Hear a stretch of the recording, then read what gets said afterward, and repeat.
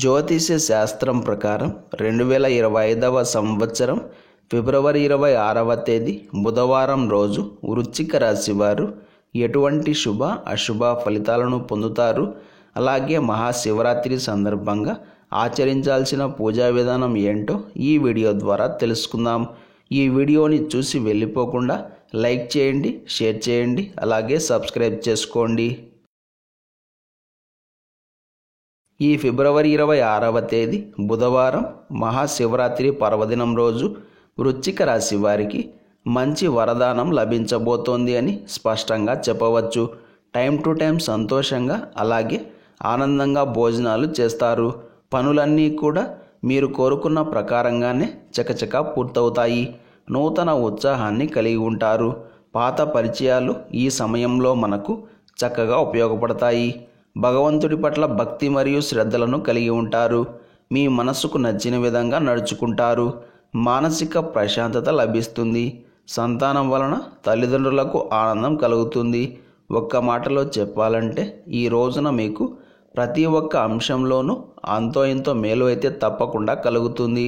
ఇందులో మాత్రం డౌట్ లేదు. మానసికంగా మరియు శారీరకంగా చక్కటి ప్రశాంతత కూడా చేకూరుతుంది. మొత్తం మీద వృశ్చిక రాశి వారికి ఈ రోజంతా పట్టిందల్లా బంగారమే అవుతుంది. ఈ బుధవారం రోజు మనకు ఎంతో ప్రీతికరమైన బాగా ఇష్టమైన శివరాత్రి వచ్చింది. ఈ మహాశివరాత్రిని కేవలం మానవులు మాత్రమే కాదు, దానవులు అలాగే దేవతలు కూడా ఆచరిస్తారు. ఒక్క మాటలో చెప్పాలంటే ఏకకాలంలో 3 లోకాల్లో ఈ మహాశివరాత్రి వేడుకలు జరుగుతాయి. ఇలాంటి పరమ పవిత్రమైన శివరాత్రిని ఏ విధంగా ఆచరించాలో ఇప్పుడు మనం వివరంగా తెలుసుకునే ప్రయత్నం చేద్దాం. శివరాత్రిని మనం ఉత్సవంగా చేసుకోవాలి అనుకుంటే సమయాన్ని ఆధారంగా చేసుకొని 8 యామాలుగా విభజించి ఆచరించాలి. మొదటి యామం ఉదయం 6 గంటల నుండి 9 గంటల వరకు ఉంటుంది.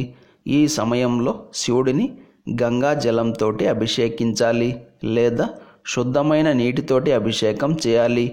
ఇక 9 నుండి 12 మధ్యలో రెండవ యామం ఉంటుంది. ఈ సమయంలో పరమేశ్వరుడికి బిల్వదళాలను వేసిన నీటితోటి అభిషేకించాలి. అలాగే మధ్యాహ్నం 12 గంటల నుండి 3 గంటల వరకు మూడవ యామం ఉంటుంది. ఈ మధ్యలో మనం శివుడికి అక్షతలతో అభిషేకం చేయాలి. అక్షతలను నీటితో కలిపి అభిషేకించాలి. 4వ యామంలో పరమేశ్వరుడికి భస్మంతో విభూతితో అభిషేకం చేయాలి. ఇది 3 గంటల నుండి 6 గంటల వరకు ఉంటుంది. ఇక 5వ యామం 6 నుండి 9 గంటల మధ్యలో ఉంటుంది. ఈ సమయంలో మనం గంధాన్ని నీటిలో కలిపి పరమేశ్వరుడిని గంధం నీటితో అభిషేకించాలి. 6వ యామంలో అంటే రాత్రి 12 గంటల లోపుగా తేనెతో అభిషేకం చేయాలి. ఇది లింగోద్భవ సమయం. ఈ సమయంలో ప్రతి ఒక్కరూ తప్పకుండా శివారాధన చేయాలి. ఇక 7వ యామం 12 నుండి 3 గంటల వరకు ఉంటుంది. ఈ సమయం మనల్ని పరమాత్మకు దగ్గర చేస్తుంది. జాగరణ ఉండేవారు ఈ సమయంలోనే భగవంతుడికి దగ్గరగా వెళ్తారు. ఈ సమయంలో మనం స్వామికి పచ్చ కర్పూరంతో అభిషేకం చేయాలి. ఇక చివరి యామం మరుసటి రోజు ఉదయం 6 గంటల వరకు ఉంటుంది. ఈ సమయంలో తైలాభిషేకం చేసుకోవాలి. మొత్తం మీద భక్తి శ్రద్ధలతో ఇలా పూర్తి పూజ ఆచరించిన వారికి శివానుగ్రహం అలాగే పరమాత్మ సాక్షాత్కారం రెండూ కూడా లభిస్తాయి. ఇందులో సందేహం లేదు. శివరాత్రి సందర్భంగా ఎటువంటి ఆటంకము కలగకుండా పూజలు మరియు అభిషేకాలు భక్తి శ్రద్ధలతో జరపాలి. భక్తి శ్రద్ధలతో జరిపించాలి అని తలచిన వారు ఈరోజు సాయంత్రమే చేతిలో విభూది పట్టుకొని శివుడిని తలుచుకొని శివతాండవ స్తోత్రం పారాయణం చేయండి. ఎటువంటి ఇబ్బందులు కలగకుండా పండుగ విజయవంతంగా పూర్తవుతుంది.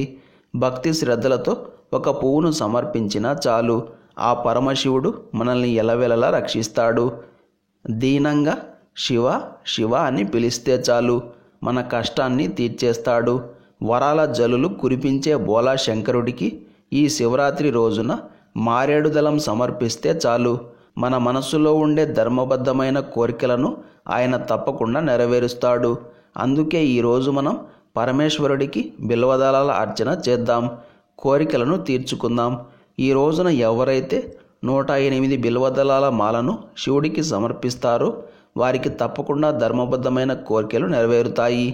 ఇలాంటి సమాచారం ప్రతిరోజు మీకు వీడియో రూపంలో అందాలంటే వెంటనే మా ఛానల్ని సబ్స్క్రైబ్ చేయండి.